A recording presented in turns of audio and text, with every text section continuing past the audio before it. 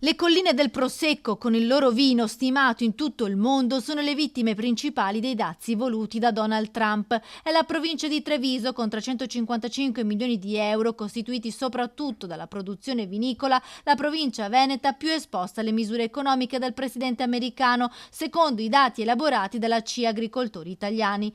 L'agroalimentare della Marca rappresenta il 19% del totale dell'export verso gli Stati Uniti ed è il più alto in termini assoluti tra le province del Veneto. Dopo Treviso è la provincia di Verona, spinta anche lei dalla produzione vitivinicola, a perdere. Seguono Venezia e Padova, dazi che stanno facendo tremare le categorie economiche che perfino il premio Nobel americano per l'economia Paul Krugman ha definito crazy, pazzi.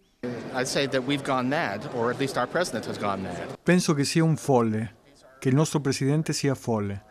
L'America ha impiegato 90 anni per costruire un sistema di rapporti commerciali internazionali e Trump ha gettato tutto all'aria.